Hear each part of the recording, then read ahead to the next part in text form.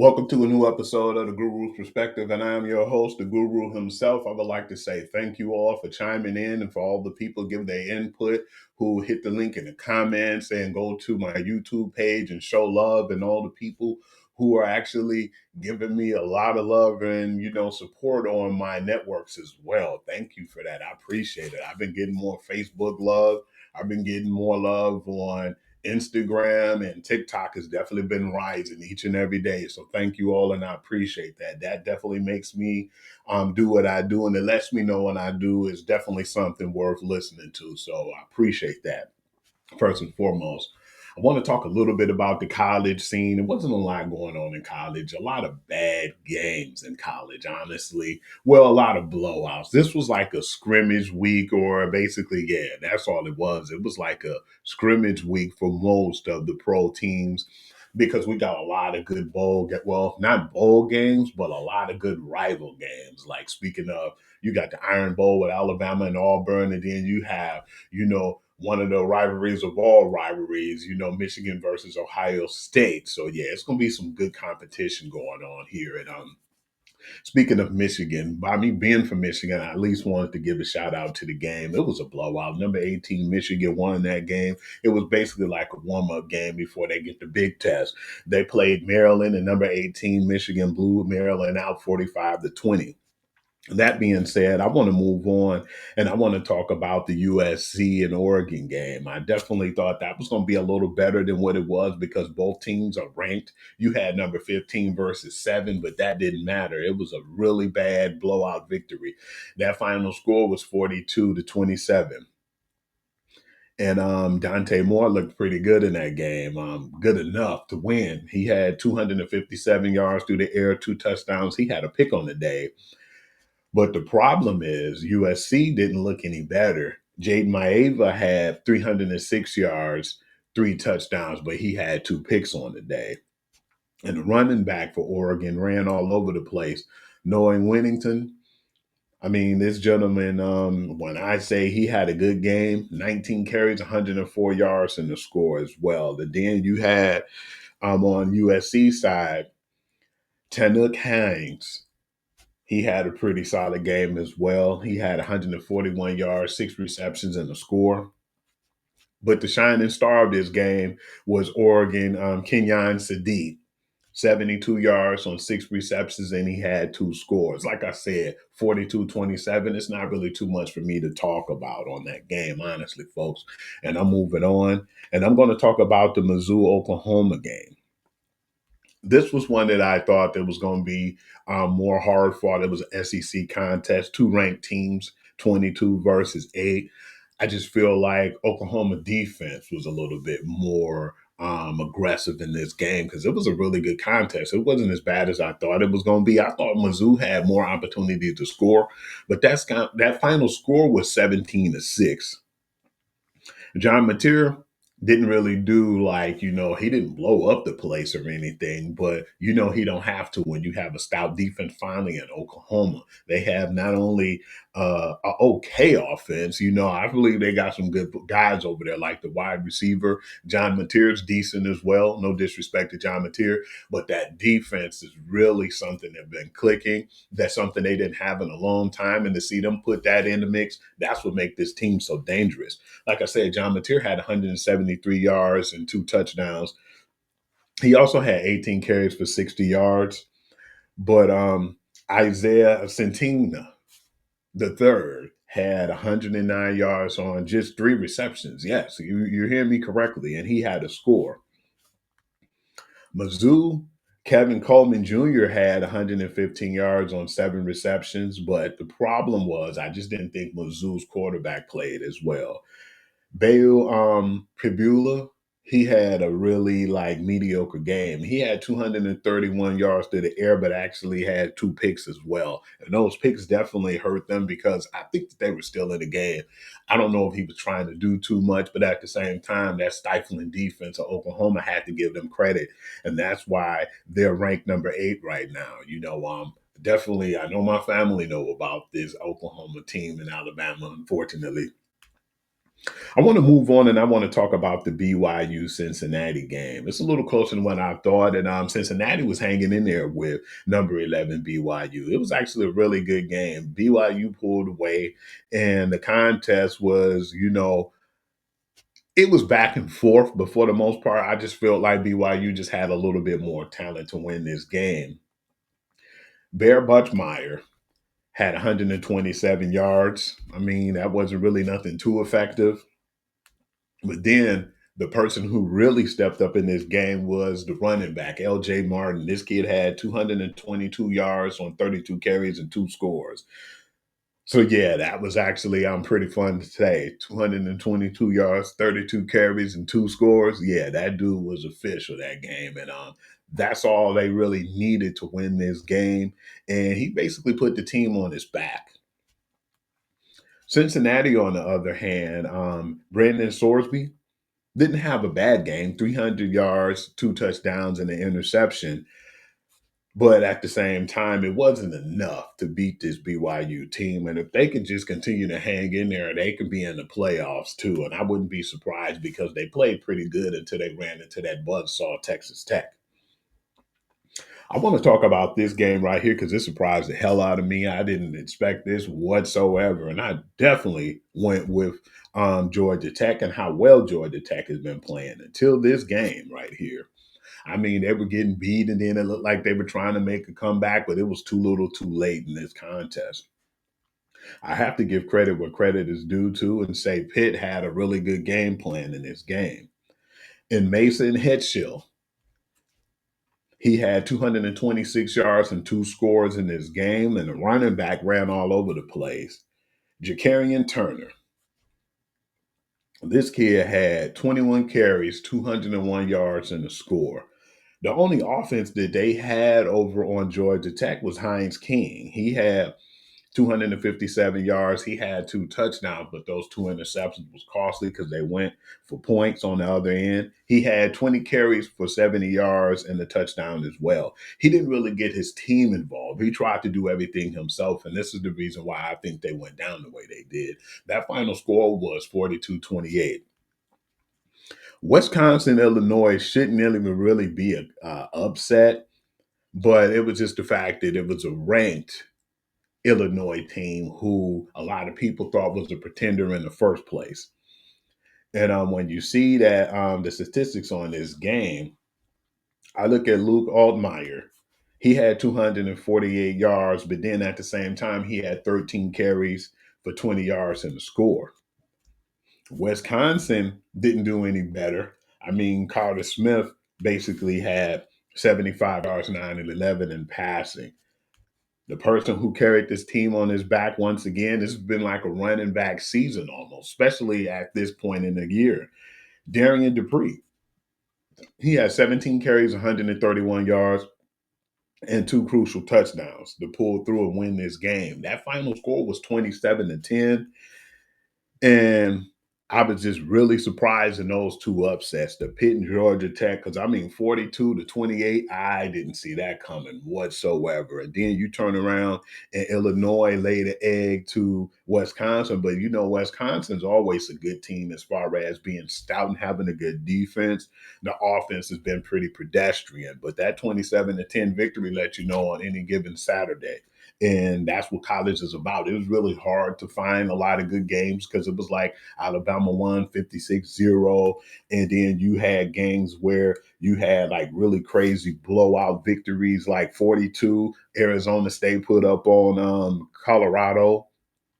Even Tulane, number 21 Tulane, put the belt to Temple, 37-13. Then you had Texas win against Arkansas 52-37. Then you had Tennessee 31-11 with a poor Florida team. That offense is very pedestrian. Vanderbilt 45-17. Miami won 34-17. Kansas State lost to Utah. On this one, it was like 51-47. It was just a lot of blowout victories here. It wasn't really no parity this week. You had Georgia really just be, kind to Charlotte, and it was 35-3. Texas A&M beat Sanford. Yes, I know you guys are like, who the hell is Sanford? Exactly. 48-0. Ohio State beat Rutgers 42-9. So yeah, it wasn't really that much parity. More or less, it was just walkthroughs for like a lot of the teams. And the last game I wanted to talk about right now was TCU versus Houston. In that game, it was basically to the point where I thought that TCU was going to lose to Houston because Houston's been pretty good all season. Just was really surprised to see them lay the egg in this game too as well. Quarterback Connor Wegman had 161 yards, 2 touchdowns, and an interception for Houston. He had 15 carries for 114 yards, too. He was trying to do too much, in my opinion. And then you had the wide receiver, Amir Thomas. He had 5 receptions, a touchdown on 72 yards. We got to move on now and talk about TCU, Josh Hoover. He had 293 yards, 2 touchdowns, but then he did have 3 picks, so that wasn't really that good. He had a good run game from his running back, Jeremy Payne, who had 18 carries, 103 yards. And then you had Joseph Manjack IV, had 9 receptions for 95 yards. That final score was TCU upsetting number 23 ranked Houston 17-14. Like I said, this week really wasn't too much parity. I knew that I was going to be able to kind of roll through the college games because it wasn't really nothing going on here. And then that Notre Dame game was really bad. It was like 70-7. And when you looked at it too, I looked at one person who I still feel like one of the best running backs in, college football right now, Jeremiah Love. They've been comparing him to Jahmyr Gibbs, and we're going to get into the NFL shortly. But yeah, Jeremiah Love had 171 yards on 8 carries and 3 scores, and that was just flat out ridiculous. But it was a ridiculous week like that for college. And then, I definitely know that this next up and coming week, this Saturday, is going to be really good because now you have a lot of the rivalry games, and I will be getting to that shortly. Then you had the Bills versus the Texans here. This was the game that was played on Thursday night, which was really a shocker to me because I didn't think that this game was going to really be all that good. And I was really looking at that and I said, wow, I was definitely stunned to see what happened here. The Bills got stifled, man. Josh Allen had got sacked 8 times in this game. And that defense was a little bit too overwhelming for him. Did I expect to see that? No. I know that the Texans are the number one ranked defense, but I didn't think that they was going to put it on Buffalo like this. And Josh Allen, basically, when you get the pressure on him, he plays and he try to play hero ball. And then comes the old Josh Allen who make bad decisions. 253 yards and 2 interceptions. On the other hand, with the Texans, Davis Mills had 153 yards and 2 scores as well. James Cook looked good, and it's funny too because that was the first drive of the game. He had 17 carries for 116 yards and a touchdown. I think he had like a 50, 60-yard carry on the first drive when he scored, and he didn't really get anything after that. So credit due to the actual Houston Texans for locking him down on defense. And Khalil Shakir had 110 yards on 8 receptions. But that man, Will Anderson, he went to work that game. He had 2.5 sacks. And then DeMille Hunter had 2 sacks. And then you had, 2 interceptions from the cornerback as well. So, yeah, it was just a really good game there. And it was a lot of history made in that game because Josh Allen was 8-0 before that contest on Thursday as well. I want to move on and I want to talk about the New England Patriots. And I definitely predicted that they were going to have a solid year. This day, it was a lot of parity in the NFL because the teams that you thought that wasn't going to play and get ran over basically stood their ground. And I'm talking about a lot of teams, and I will get into that a little bit more later. But that final score was 26-20. And, New England prevailed. They're 10-2, one of the best records in the league right now. Drake May had 294 yards, a touchdown, and an interception. And Joe Flacco had 183 yards for the Bengals, and he had a touchdown and a pick. Chase Brown had 107 yards on 19 carries, and Tredavian Henderson, I thought that he was going to play a little better. He had 18 carries, 66 yards. Hunter Henry was pretty good, through the air, 7 receptions, 115 yards in the score. And I think for the most part, the score is really 26-20 because you had two pick six in this game. It wasn't a lot of offense going on, but it was a pretty good contest because at first it looked like the Bengals was in the driver's seat and New England nearly escaped this game. But like I said, you play to win the game as professionals in the NFL, and that's the reason why I feel like this game was so close. But at the same time, too, it's going to be a little bit more stiffer competition. Let me get into this game, you guys. I wasn't really too happy with this performance. And this one right here is the Detroit Lions and the New York Giants. When you look at the statistics on this game, and when I give you the stats on this game, the stats on this game piss me off because when I look at it, it's like Jameis Winston.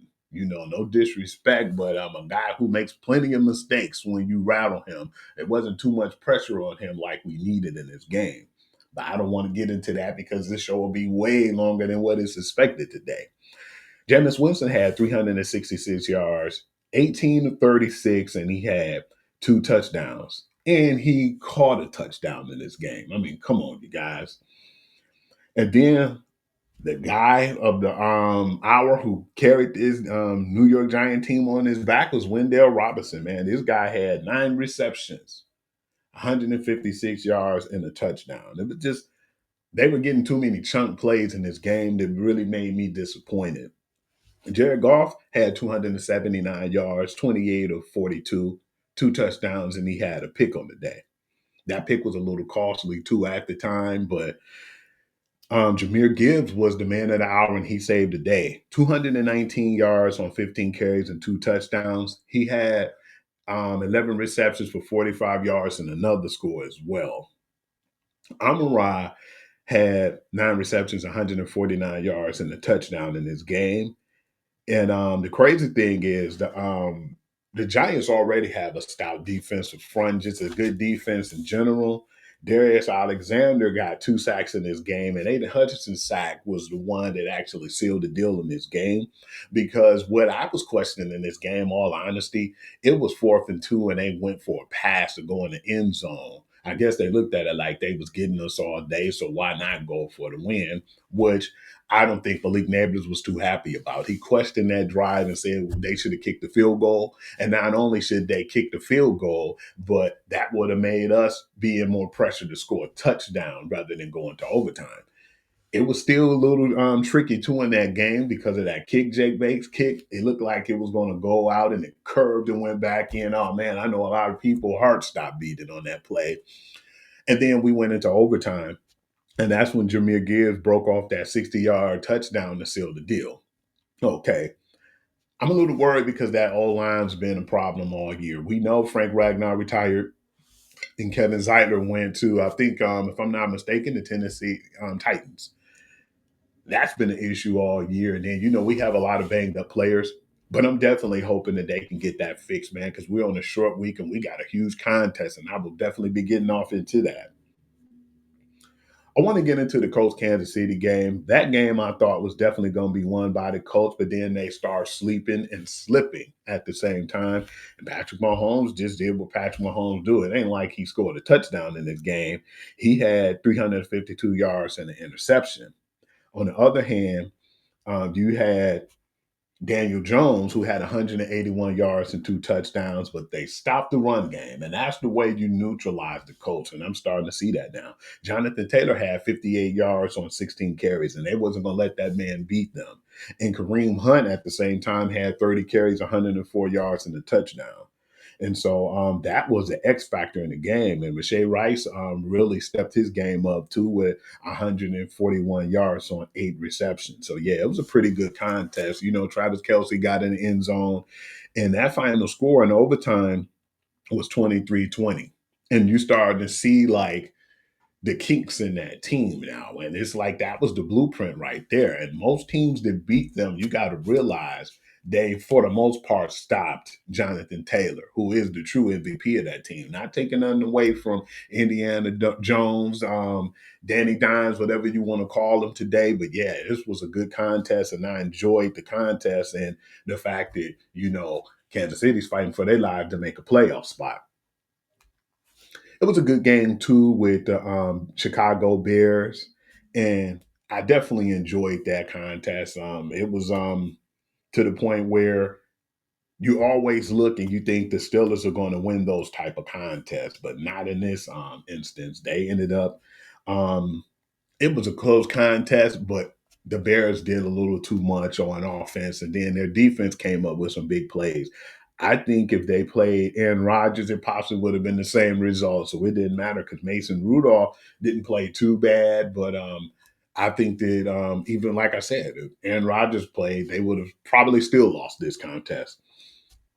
Mason Rudolph had 107 yards, a touchdown, and a pick on the day. And Caleb Williams really looked sharp, 239 and three touchdowns. So yeah, this was a really good game. And then the crazy thing was too in this game was DJ Moore had 5 receptions, 64 yards, and two touchdowns. So he basically held it down for Caleb Williams. And the contest wasn't too bad because Kenneth Gainwell had a really good game where I thought that they was going to blow the game out of reach, and then they ended up going in for the touchdown, but it was like close but no cigar in this one. That final score was 31-28, and the victory go to the red hot Chicago Bears. I don't really want to get into this contest. I mean, it's the Jets and the Ravens. That final score was 23-10 for all the Raven fans out there. And then a contest that surprised me too, another one was the Tennessee Titans versus the Seattle Seahawks. Now I thought this game wasn't going to be close whatsoever. But that final score was 30-24. And I was like, man, it got to the point where I thought that they had a chance to win this game. Cam Ward, with his perseverance, I like to give him credit for that. He had 256 yards and a touchdown, and he had six carries for a touchdown as well for 37 yards.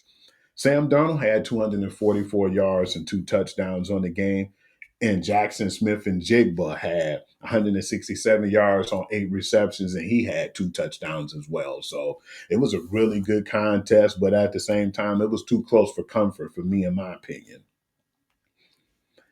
Then you had a game where it's really starting to look bad for the Vikings. And I'm just really still shocked in the way we lost to this team and how, not only did we lose to them, but how good we made JJ McCarthy look because he's on the bad end of history right now with some of these games that he had. And I want to get into that. He had like 87 yards and two touchdowns. Jordan Love didn't do any better. 139 yards, 14 of 21. The person who really stepped up in this game was the running back for Green Bay, Emmanuel Wilson. He had 107 yards and two touchdowns in this game. And Micah Parsons' two sacks definitely helped out with this victory. That final score was 23-6.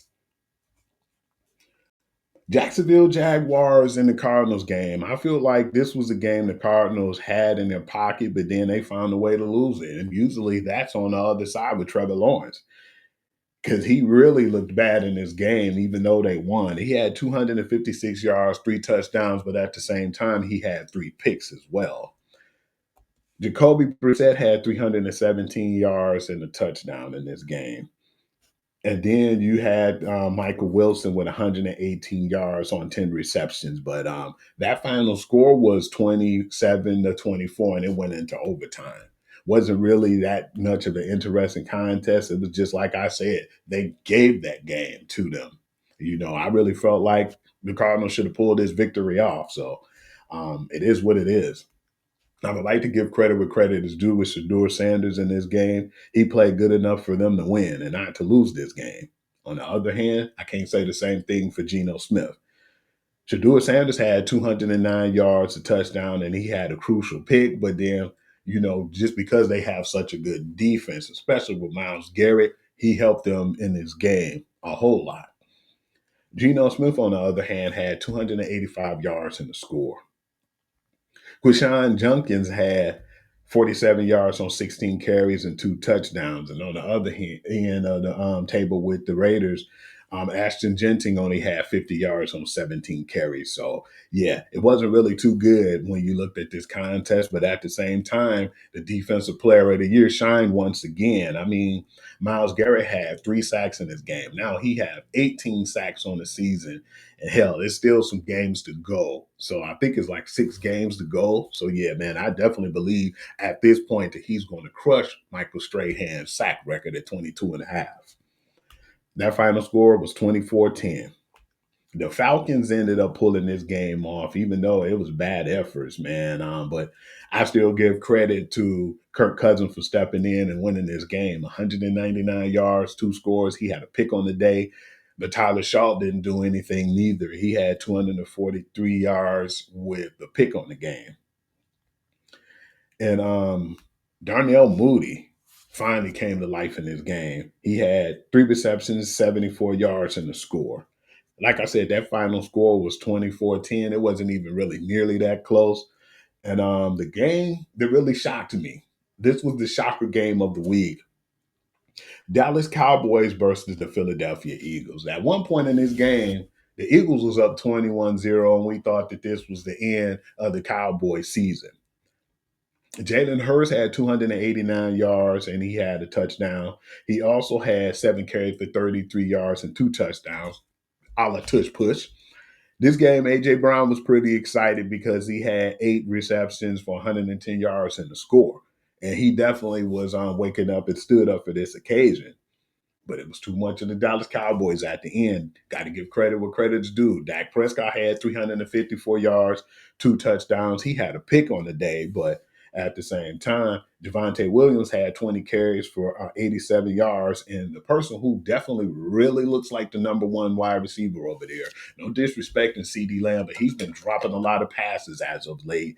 And this kid, George Pickens, a person who I really been really hard on from the way he carried himself in Pittsburgh, I have to apologize for him right now because Pittsburgh most times don't do well when it comes to receivers anyway. A lot of people say that they're divas, but for the most part, I just don't think they give them the ball like they should.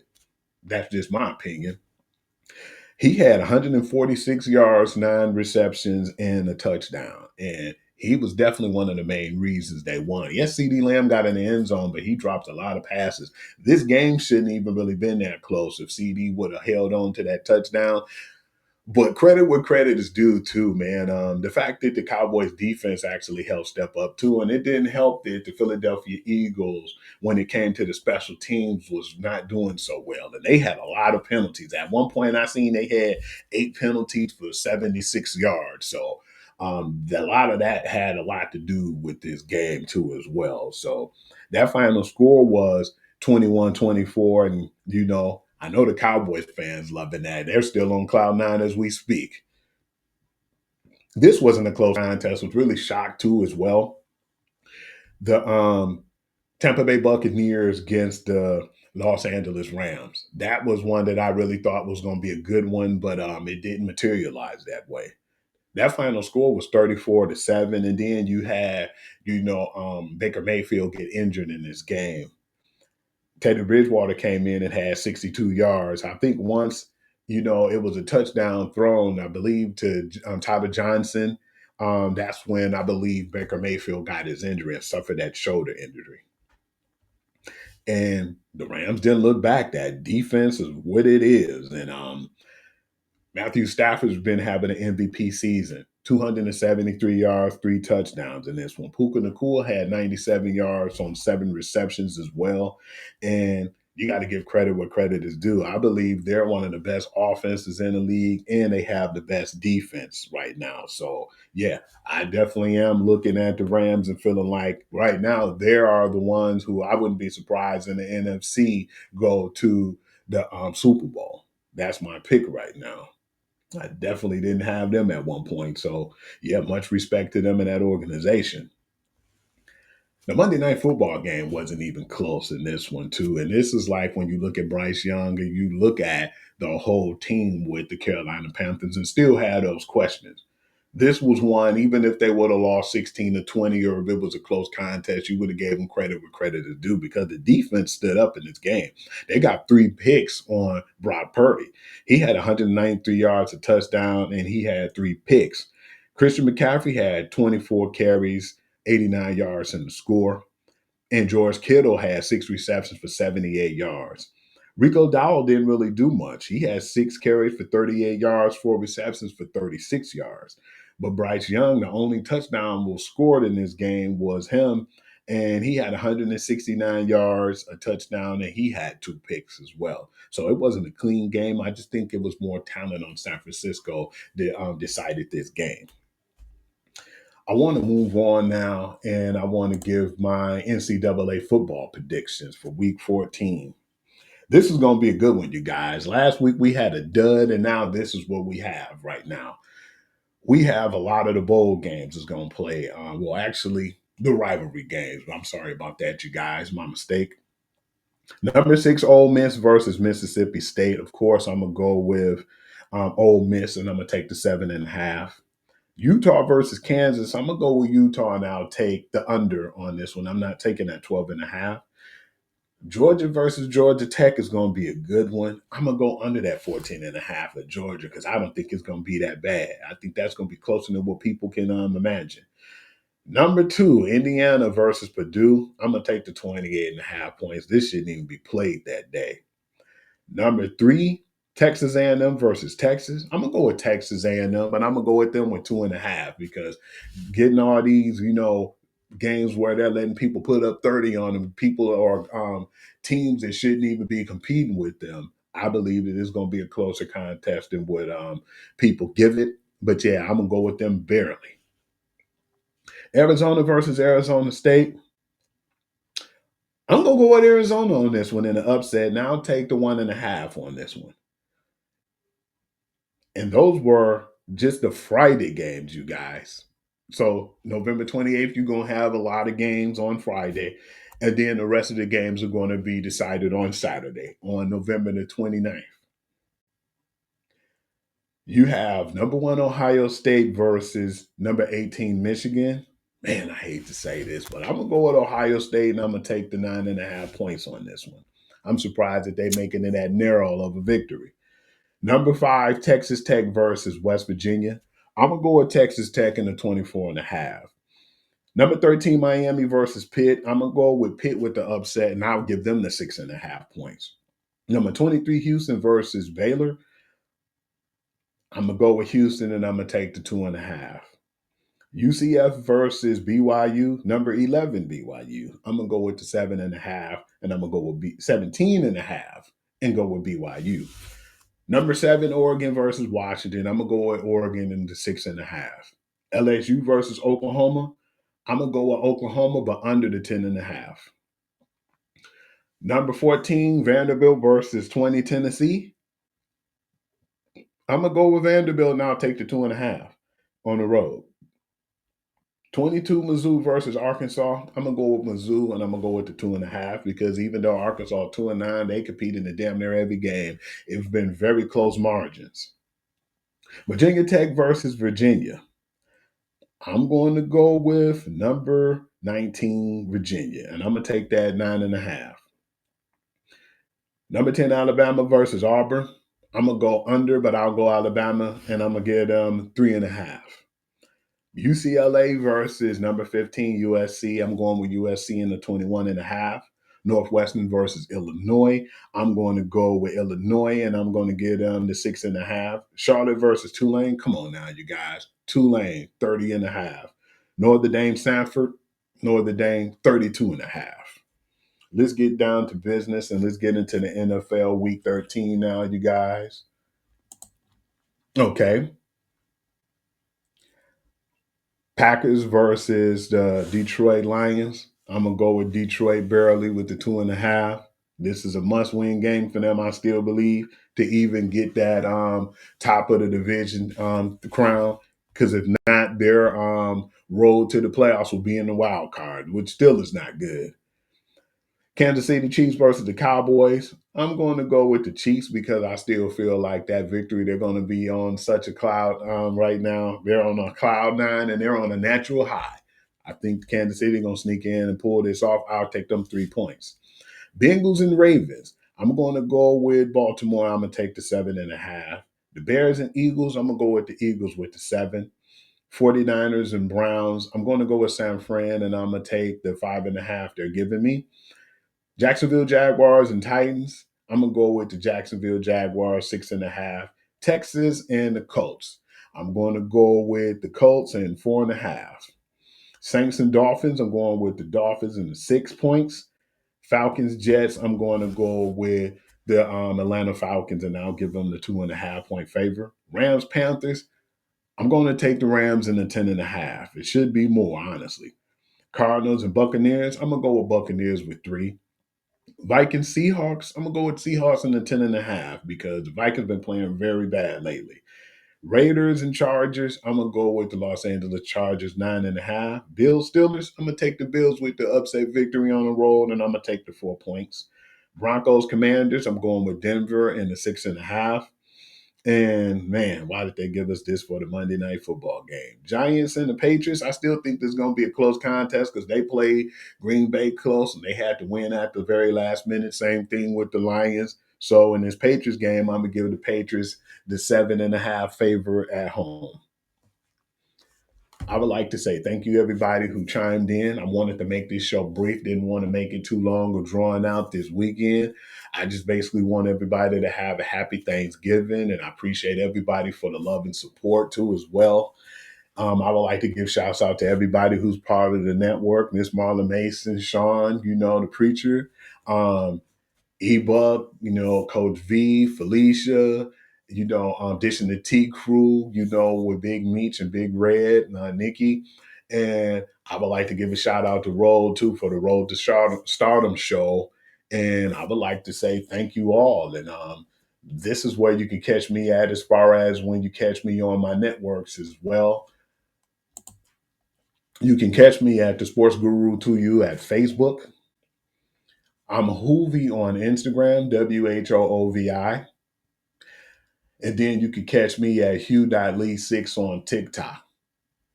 And of course, all the shows stream on YouTube as well. And I would definitely make sure that I give you guys that link as well.